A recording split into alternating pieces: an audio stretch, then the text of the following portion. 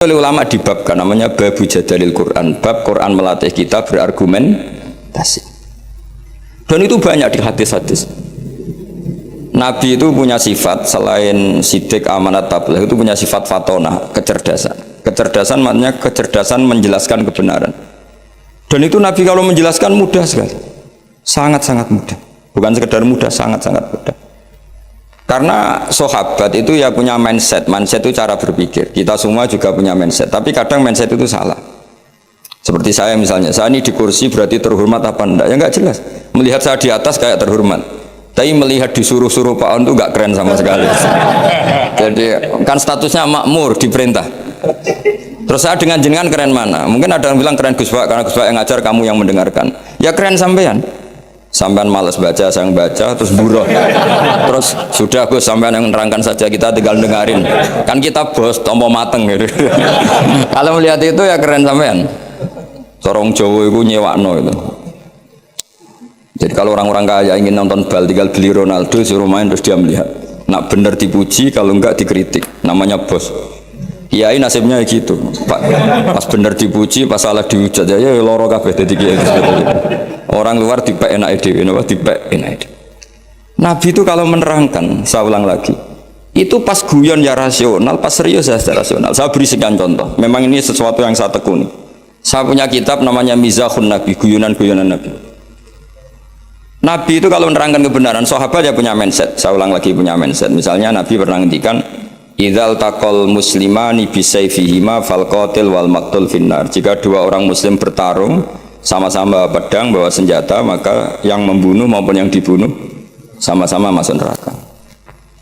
Masuk neraka loh ya, tidak ada jaminan abadi apa enggak, karena ini orang muslim, tapi setelahnya masuk neraka. Terus Nabi dibantah sama sahabat, ya Rasulullah hada al-qatil fama balul maqtul. Oke, kalau pembunuhnya masuk neraka kita terima, tapi kalau yang dibunuh dosanya apa kok sampai harus masuk neraka? Nabi jawabannya itu simpel sekali, innahu kana harison ala qatli sahibi. Dia itu nasibnya maktul, tapi komitmennya atau mentalnya qatil. Coba, ketika dia terbunuh itu kan faktual, faktanya terbunuh, tapi mentalnya pembunuh.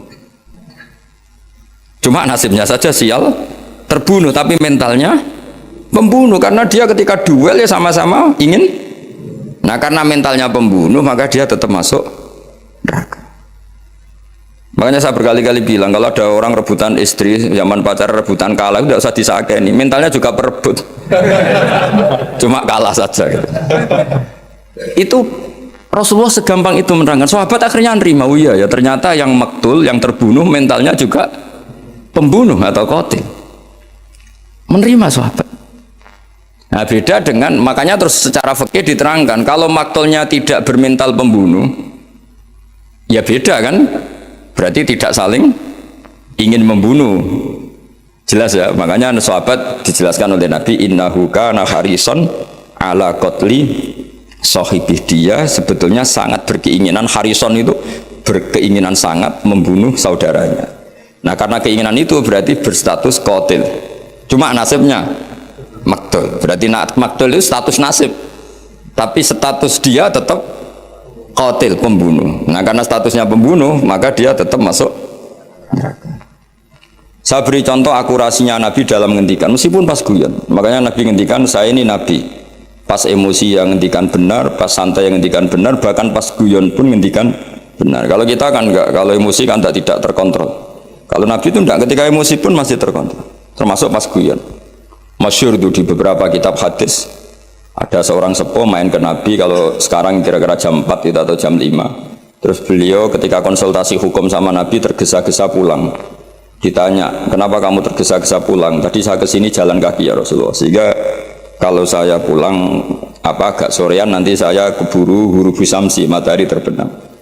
Nabi dengan rileksnya bilang, la ahmilan naka alibni naqah, karena ini perempuan tua, dan nanti tak pinjemin anak unta saya. Terus si orang tua tadi protes, apa yang bisa saya perbuat dengan anaknya unta? Nabi ya senyum saja, terus ngaji lagi, Nabi ngaji lagi sampai dekati Huru Samsi, terus nyuruh sahabat, ini untaku pinjamkan dia, dipinjemin unta tua, ya unta betul unta tua, yang layak ditangani. Ya Rasulullah katanya anaknya unta, ini kok untanya tua, ya meskipun tua anaknya unta ini katanya. Ya, jadi Nabi guyanya itu kan. Jadi ya, onta meskipun tua namanya apa? Ya anaknya onta kan. Andai kan Nabi kayak kamu mungkin diterusin orang masih tua ya anak onta orang anakmu gitu. Tapi Nabi tentu tidak akan ngendikan buruk gitu. Jadi Nabi guyon aja masih itu kan mengundang orang tawa tapi ya nggak bohong. Coba onta itu anaknya siapa? Meskipun tua. Tapi pikiran kita kan kalau anaknya unta itu kecil, yang nyuruh gitu itu siapa? Makanya dalam dunia kiai itu suka kelakar. Memang itu bagian dari kiai. Mungkin kalau orang yang nggak ngerti dunia kiai, saya ini anaknya kiai, cucunya kiai, buyut-buyut saya kiai. Jadi kelakar itu kayak kewajiban. Dulu kalau kiai di kota sebagian itu iskal. Banyak kiai kota yang tanya saya, kenapa Gus kiai alim itu kok seneng guyon? Saya tanya, kamu tanya apa gugat gitu. Kalau tanya tak jawab, kalau gugat enggak gitu. Tanya Gus. Begini cara berpikir kiai ini, maaf ya ini mungkin beda. Kalau adat kiai itu gini, masyarakat itu kan menyimpan segudang pertanyaan agama. Dan itu malu kalau kita terlalu wibawa. Segan. Kiai itu kan sudah alim, orang walim itu bawaannya wibawa. Kalau enggak kelakar itu orang enggak berani tanya. Sehingga memang kiai harus punya sisi rileks. Supaya yang tergumpal pertanyaan berani mengutarakan. Meskipun harus punya sisi aura karisma untuk menjaga wibawa agama. Dan kiai itu bisa semua, ya kadang karismatik, kadang guyon. Ya seperti kita ngadepi anak istri kan gitu, kadang kita wibawa di jam belajar. Tapi kalau sampean wahai blojo terus wibawa istri tidak berani, bisa nggak ada masakan gitu. Ada saat kita harus kelakar. Makanya Rasulullah itu saking seringnya kelakar itu sampai orang tanya itu urusan pribadi sekali. Ya Rasulullah tadi saya hubungan suami istri, hubungan intim, lalu tidak keluar mani, tidak inzal, saya harus gimana? Harus wajib mandi enggak? Itu ditanyakan, karena Nabi kalau sekali rileks, sekali kelakar itu, sekali guyon, itu sahabat hal-hal pribadi saja ditanyakan. Andai kan Nabi terlalu wibawa, maka hal-hal harian yang terkait suami istri tidak terkuat. Sampai ada seorang perempuan ngaji itu tanya, ya Rasulullah kalau perempuan bermimpi keluar mani gimana? Itu perempuan pinggirnya itu menghujat, kamu itu bikin kita malu di depan Rasulullah. Masa gitu ditanyakan? Nabi rileks jawab, inna wuha la astahyi minal haq. Allah itu tidak malu membicarakan sesuatu yang hak. Jadi itu kenapa kiai-kiai itu jaga energi guyon, karena kalau sampai memang bisanya guyon, mau tidak mau harus guyon. itu karena tadi untuk menjaga energi tadi. Makanya ada cerita di hadis. Yadhakur robbu ila salah sati nafarin. Allah itu tertawa melihat 3 kelompok. Ada orang Bedui tanya dari belakang. Ini hadis di Sunan Ibnu Majah, termasuk kitab 6 yang Mu'tamadah. Al-Kutubus Sittah Al-Mu'tamadah diantaranya adalah kitabnya siapa? Ibnu Majah, yaitu Bukhari, Muslim, siapa lagi?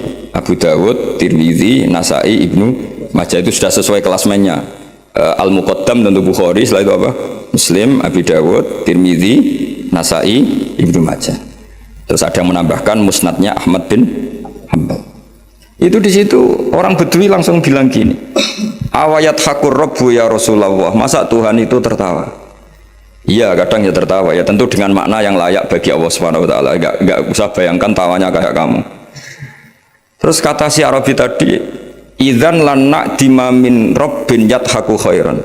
Kalau gitu kita tidak akan kehilangan kebaikan dari Tuhan yang mau senyum. Makanya kalau Tuhan mau senyum pasti baik. Makanya si Arabi tadi terus bilang gini, ya Rasulullah, saya tuh gak suka kalau nanti dihisab bapak saya. Kenapa? Bapak saya kadang masih ngomel-ngomel gitu. Inginnya dihisab Allah langsung. Kenapa? Karena Allah lebih arhamur rahim. Jadi dulu itu Nabi itu mensuasanakan ngaji itu rileks. Sehingga kadang Nabi itu ya didebat dengan sesuatu yang Nabi sendiri kaget. Misalnya Nabi pas khutbah itu masyhur, khutbah nerangkan kiamat. Ya pas khutbah Jumat nerangkan kiamat. Ada orang Bedui yang gini, ya Rasulullah jenengan ngomong kiamat terus tapi nggak jelas tanggalnya. Itu lalu mata sa'ah kiamat itu kapan? Kamu bicarakan terus tapi nggak jelas tanggalnya. Mata sa'ah kiamat itu kapan? Bagi Arabi tadi ini orang aneh ngomong kiamat kok nggak jelas tanggalnya. Paling nggak 2012 kan itu. Saya dulu itu sampai ditanya sama Gus-Gus itu ya, sampai kiai-kiai, Gus nego kiamat teng pundi pas kiamat 2012. Tak jawab, ya nunggu di sini ngopi sama saya kata saya gitu. Ya karena saking nggak yakinnya masa kiamat ada tanggalnya. Mata sa'ah. Terus Nabi itu terus saja khutbah. Sahabat yang di belakang itu beranalisis. Oh Nabi tidak dengar, lam yasma. Ada yang analisis, tidak dengar tapi nggak berkenan karena pas khutbah kok ditanya. Berarti dua analisis. Lam yasma, Nabi nggak ngerespon karena tidak dengar. Yang kedua menganalisis kariha maqol, Nabi memang nggak berkenan ketika khutbah kok dicela apa pertanyaan. Tapi akhirnya diulang lagi. Arabi tadi pede sampai diulang 3 kali. Akhirnya Nabi jawab. Wah ini kalau nggak dijawab ngomong terus ini orang gitu. Ngomong bedui gitu. Akhirnya Nabi tanya, kamu siapa yang tanya kiamat kapan? Saya Rasulullah. Kiamat kapan? Kau bicarakan terus tapi nggak jelas tanggalnya. Nabi balik tanya, ma'atattalah. Lalu persiapan kamu apa kalau terjadi kiamat? Gantian Nabi tanya. Jawabnya Arabi tadi, fa wa ma'atattalah kabira sholatin wala siyamin walakinni uhibbuka. Ya kalau saya ya nggak ada persiapan Nabi. Sholat saya standar, puasa standar nggak lebih. Tapi saya mencintai kamu ya Rasulullah. Terus masyhur itu jadi hadis populer, almar'u ma'aman ahabba, sebagian riwayat anta ma'aman ahbabta. Makanya riwayat itu kenapa masyhur begitu populer, karena dikatakan Nabi ketika ngendikan di depan umum. Itu sahabat yang membenci Arabi ini, Bedui ini jadi mencintai semua. Kemarin mangkal karena nggak sopan, tapi barokahnya Arabi tadi Nabi ngendikan almar'u ma'aman ahabba. Sebagai riwayat yuhsyarul mar'u ma'aman ahabba. Ada redaksi lain anta ma'aman ahbabta, bahwa kamu nanti di akhirat berserta orang yang kamu cintai. Makanya sahabat senang, kita tidak akan punya amal kayak Rasulullah, kita tidak akan sesoleh Rasulullah, tapi kita mencintai Rasulullah, dan barokahnya mencintai itu kita berharap nanti bersama Rasul. Kan nggak mungkin rombongan Rasulullah malaikat-malaikat berani macam-macam, kan kalah kelas. Misalnya kamu masuk ruangan mana-mana bersama rektor, masa diaudit ada keperluan apa, kan nggak berani tanya. Rasulullah itu afdalul khalqi. Jika kalau kemana-mana dipimpin Rasulullah pasti malaikat gak ngecek. Masa rombongan Rasulullah ditanya, Nabi ini berapa masuk surga enggak? Yang bener aja kan enggak? Kan enggak berani. Kan sungkan ketuanya apa? Sungkan ketuanya. Padahal nanti itu yaumanat kullu unasim bi imamihim, semua orang dipanggil itu berdasar ketuanya. Yang repot punya ketua enggak jelas. Ketuanya aja enggak jelas surganya apalagi anak. Tapi kalau kita ikat ketuanya Nabi kan. Makanya dalam kitab-kitab wali ini ada kitabnya. Zaman boleh percaya boleh tidak, tapi jelas ada kitabnya. Ali radhiyallahu anhu itu pernah minta sama Allah, ya Allah beri saya hak mukasyafah, hak bisa melihat alam gaib. Karena saya ini mangkel. Mangkel itu artinya mangkel Jawa itu kan tidak harus benci ya. Orang sekeren Umar itu kan terkenal zaman di dunia itu temperamental, gampang marah gitu. Setiap orang pernah dibentak, kenangannya orang sama Umar pernah dibentak. Terus dia mangkel sama Sidina Ali, mangkel Joro Jawa, jajal wani nyetak malaikat Torah gitu. Makanya itu aja itu. Hanya dia minta, ya Allah saya ingin kasyaf itu ngalami satu mukasyafah, melihat Umar ketika ngadepi Mungkar Nakir. Mungkar Nakir datang dengan penampilan kayak gitu, digambarkan Ali itu ainahu kal kidril ghali, matanya itu kayak apa itu kidron itu apa itu mana itu yang dipakai masak itu kendil itu apa priok ya, priok yang menganga. Wah senang Sayyidina Ali. Wah malaikat Mungkar Nakir datang dengan penampilan gitu senang karena ingin melihat groginya Umar. Itu cita-cita terbesarnya tuh lihat groginya Umar. Kayak kita mangkel sama menteri itu terus kepingin lihat ditangkap KPK kayak apa gitu. Kalau pas mangkel ya. Mangkel kalau pas mangkel mesti nunggu jatuhnya kan. Mungkin ya gitu lah. Kalau kamu mangkel saya kan nunggu jatuhnya, tapi itu dolim itu orang nggak nunggu jatuhnya. Akhirnya Sayyidina Umar tuh sali seneng, wah ini mesti Umar takut. Ternyata enggak. Umar berdiri. Dua malaikat tuh dibentak. Hai malaikat, kamu tahu ngadepin siapa? Enak saja begitu. Memangnya kamu siapa? Saya temannya kekasih bosmu, kekasih Sayyidukum. Saya ini temannya kekasih bosmu, maksudnya Allah. Maksudnya temannya Nabi Muhammad. Muhammad kan kekasihnya Allah. Bu yang sopan ngadepi temannya kekasihnya Allah. Soalnya malaikat ini komunikasi sama Allah disuruh ya memangnya kamu harus sopan, jangan seperti itu. Artinya Sayyidina Ali terus bilang ternyata Umar itu galak sampai mati. Galak sampai mati.